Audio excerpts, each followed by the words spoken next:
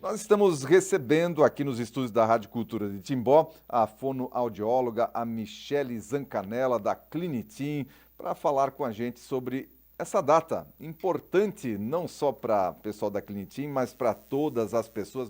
Qual é a importância dessa data? Qual é a data, afinal, que nós estamos vivendo hoje, Michele, que é tão importante para a Clinitim e para todas as pessoas que nos ouvem? Então, Odair, hoje, dia 10 de novembro, é comemorada a data onde a gente pensa em conscientizar, prevenir e combater a surdez. Então, ela é uma data que foi, meu, Foi foi estabelecida, né? estabelecida exatamente para que a gente pensasse o que a perda de audição causa nesse paciente que tá apresentando. Então, em 2017, ela começou a ser feita no dia 10 de novembro. Certo.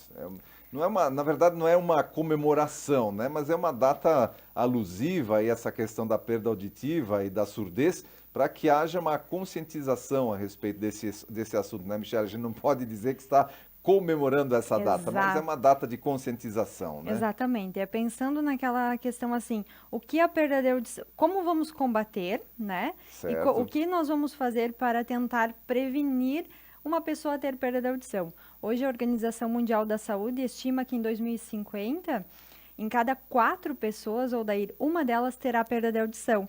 Então, o que fazer para que essa estimativa não se comprove? Poxa, isso é muito, é 25% de 25%. cada 4 pessoas, uma com perda de audição, com algum tipo de perda auditiva, é 25% da população, isso é muita coisa. Mas quais são os fatores que contribuem, Michele, para que isso aconteça, né? Para que a Organização Mundial de Saúde está chegando a essa conclusão, né? Com base no quê? O que está levando as pessoas a essa perda? Então, essa perda ela vem por vários fatores. Muitos são relacionados ao envelhecimento populacional. Então, a gente sabe que nós estamos durando mais e o fato de nós durarmos mais faz com que nós tenhamos uma perda devido à idade, tá? Outros fatores são a exposição. Então, a gente acaba tendo uma exposição muito exacerbada a ruídos, né? Então, o fone de ouvido em alta intensidade, o próprio ruído, muitas vezes, do trabalho, que às vezes a gente ainda não tem a conscientização de fazer o uso do protetor da forma correta. A gente acaba tendo muitas coisas em casa, como motosserra, como roçadeira, como tobatas que fazem muito ruído, e a gente acha que lá em casa não há um problema de eu não usar o protetor. Então, pensando na população de hoje, que a gente tem uma exposição muito mais acentuada, faz com que em 2050 eu tenha um número muito mais elevado de pessoas com perda de audição. E a gente pensa também a questão do medicamento, né? A gente tem um fácil acesso à medicação. Então, muitas vezes as pessoas se automedicam, Certo. E né? essa automedicação pode ser um fator complicador, ao invés de facilitar Com ou de certeza. resolver uma situação, pode complicar então. Isso aí. Muito bem, Michele. Olha, a gente está falando aqui da surdez, mas o que é a surdez? Quando é que a gente começa a perceber que tem perda auditiva? Certo. A surdez, Orlando, ela é considerada qualquer dificuldade ou qualquer grau de perda de audição, né? Então, a partir do momento, a surdez, a perda de audição, ela é diagnosticada muitas vezes por quem convive com nós do que por nós mesmos, né? A Certo? gente percebe, o familiar percebe muito mais do que a própria pessoa. A pessoa acha que os outros estão falando baixo, acha que os sons, acaba deixando de ouvir e acha que está tudo bem.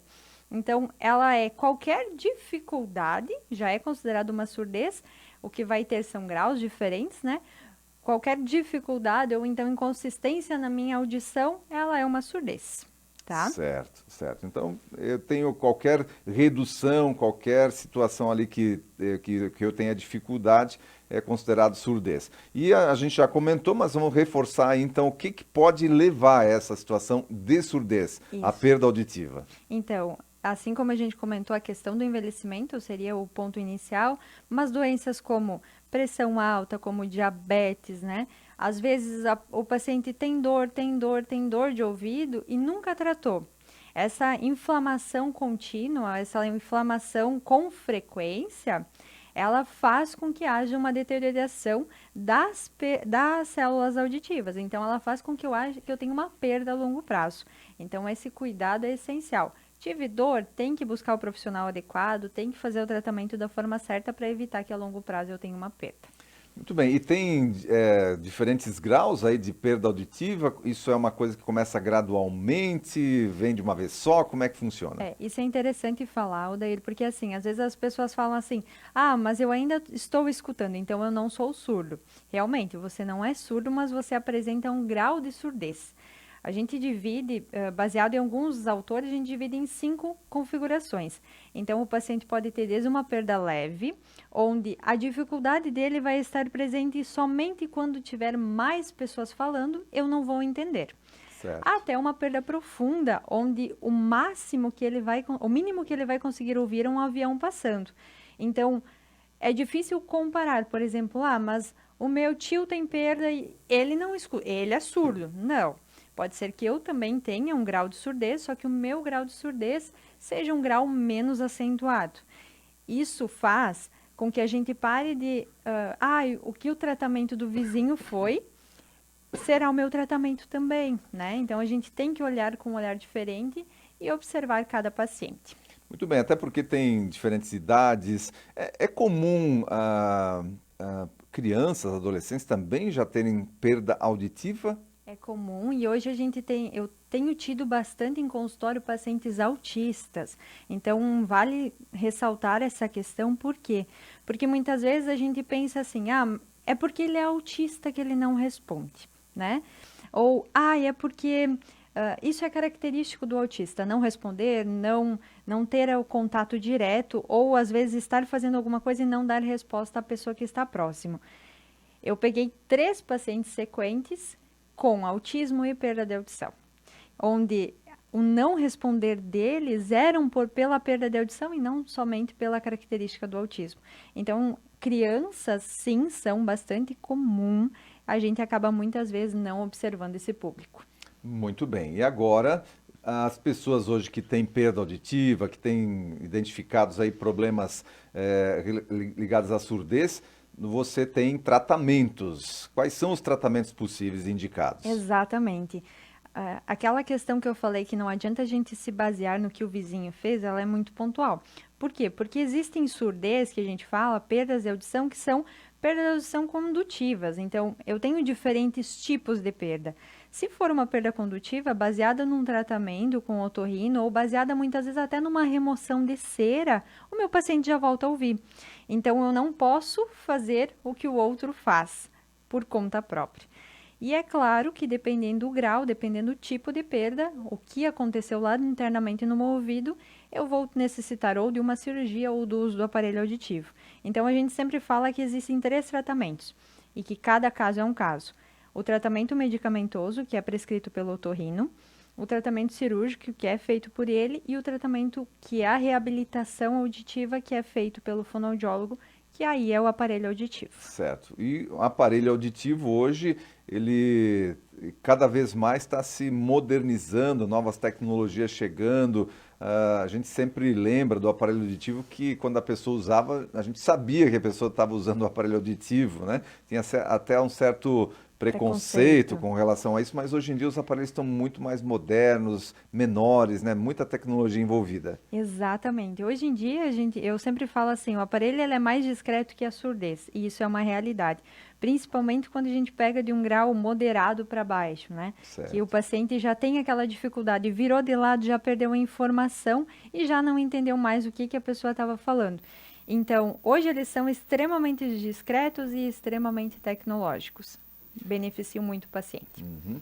Bom, e como hoje é um dia também, né, de a gente pensar em educação, conscientização, né, para prevenção dos problemas ligados à perda auditiva, à surdez, quais são as sugestões, as orientações que você daria para os nossos ouvintes para que essa estimativa aí da OMS de 1 a cada 4 pessoas terem aí problemas de audição não se concretizem? Exatamente. A data é pensada exatamente nisso, né, Odair? É como comentaste no começo, não é uma comemoração, e sim uma prevenção e combate, né? Então, a gente tem que ter um olhar mais crítico com o que eu estou fazendo com a minha audição hoje, para que em 2050 eu não entre na minha estimativa, na estimativa da OMS, certo? Certo. Pensando nisso, falamos do quê? Fazer teste da orelhinha quando criança, então isso é muito importante. O nenê nasceu, tem que fazer o teste da orelhinha, por quê? Pensando em combater, se eu tiver uma perda de audição, eu já posso começar um tratamento nesse exato momento. A questão do protetor de ouvido, tanto no trabalho quanto no dia a dia. Vou fazer o uso da motosserra, vou fazer o uso da roçadeira, faça o uso do protetor. Tenha essa consciência, isso é um bem para você e não para o outro, né? Não usar cotonete, não usar nada pontiagudo no ouvido. Ficar em silêncio em alguns momentos, a gente precisa do silêncio também. Cuidar questões como diabetes, como pressão alta, porque elas vão atenuar ainda mais uma perda de audição. E não fazer tratamentos que não foram prescritos para nós, tá? Então, não tomar o medicamento do vizinho, nem coisa parecida. Ah, certo. Importante isso, né? Cada pessoa tem que buscar o seu tratamento para aquela situação que cabe a ele, a partir, é claro, de uma avaliação, né, Michele? É preciso fazer uma avaliação.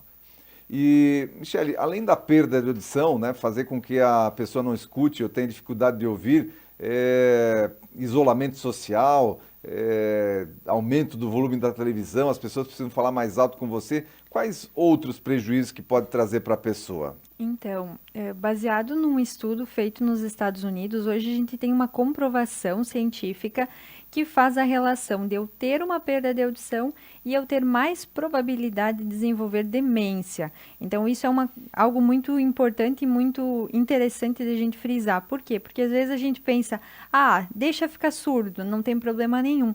Só que hoje a gente tem a comprovação de que se eu não escuto, eu tenho uma área cerebral que não está tendo estimulação e essa área cerebral vai causar prejuízos tanto relacionados à audição quanto outras coisas como memória e demência. Então, a gente tem que pensar no hoje para não ter um problema muito mais acentuado no futuro. Esse estudo foi acompanhado pacientes por 12 anos, então foi um estudo bem longo, onde tiveram mais de 1.000 pacientes sendo acompanhados e houve uma propensão muito maior de Alzheimer e também demências dos pacientes que tinham perda auditiva. Olha só, essa possibilidade, essa propensão aí à demência e Alzheimer para quem tem perda auditiva.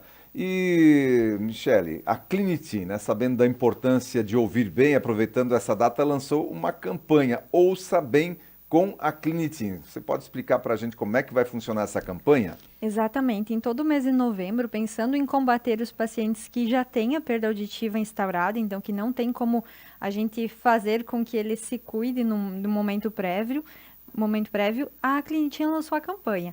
A campanha ela é pensada em você que já sabe que tem a perda de audição ou então que precisa fazer a troca do seu aparelho auditivo. Você compra o par de aparelhos auditivos e o seu segundo aparelho auditivo sai com 50% de desconto, tá? Então, isso tudo é feito ali na Clinitin, eu faço a avaliação, entendo o caso e aí sim a gente conversa sobre esse caso, mas o valor fica bem mais acessível. Pois olha, né, uma promoção bacana mesmo, Ouça Bem com a Clinitin. E para os nossos ouvintes que ficaram interessados, ou tem algum familiar que está tendo alguma dificuldade com perda auditiva nesse momento e querem participar da campanha Ouça Mais com a Clinitin, como é que eles podem entrar em contato com vocês na Clinitin? Então, basta entrar em contato pelo telefone 3308-9282 ou então o WhatsApp 98911-1281. Nós vamos agendar o horário, fizemos a avaliação, ou caso você já tenha o exame, é só entrar em contato com nós também. E aí a gente consegue passar qual seria a melhor indicação, fazer o teste no conforto da sua casa e entender o que o aparelho auditivo vai trazer de benefício para esse paciente. Certo. Por exemplo, pessoas como eu, assim, que tem uma produção de cera excessiva, né? E a gente não percebe. Durante o ano você vai... Mas normalmente quando chega o verão, né, que você vai para uma piscina, vai para a praia, alguma coisa assim, e que tem algum tipo de pressão, né, nos ouvidos ali, no mergulho, alguma coisa assim, aí tem aquele, parece que solta alguma coisa lá dentro, ou se movimenta, e aí pode ficar aí até, parece que não ouve, né, de um ouvido, às vezes dos dois. Para quem tem esse tipo de produção excessiva de cera, é necessário algum tipo de tratamento, algum tipo de acompanhamento? O ideal daí, assim, a gente pensa que toda essa exposição, no verão principalmente, ela tem uma tendência a causar mais facilmente infecção. Então, você, como uma pessoa que produz muita cera, o ideal é fazer um acompanhamento do tipo, eu sei que uma vez ao ano eu preciso fazer a remoção da cera. Então, fazer esse uma vez ao ano, né? E essa remoção tem que ser com alguém, Com otorrino. com otorrino, alguém especialista no assunto, né? Isso, a gente não pode fazer aquele famoso Conindu, porque existem muitos relatos e dependendo como o profissional faz, lesionar tímpano. Então, o que era para ser uma remoção de cera virar um caso cirúrgico, tá? Certo. Então, eu ter esse cuidado de quando fazer, com quem fazer e o que fazer. Ah, certo. Isso não, então não pode ser, isso tem que ser com otorrino, nem é com uma fono que faz isso, Não é com uma então. fono, não. Certo. A gente tem ainda essa diferenciação, por quê? Porque ele entra como um ato, de certa forma algo mais cirúrgico e tudo mais. Então, ele Certo. tem que ser feito pelo otorrino, tá? Pelo otorrino. O profissional fonoaudiólogo vai avaliar, muitas vezes ele vai olhar e vai dizer, não, realmente tem cera, né? Então, a gente já faz encaminhamento para o otorrino para que ele faça essa remoção.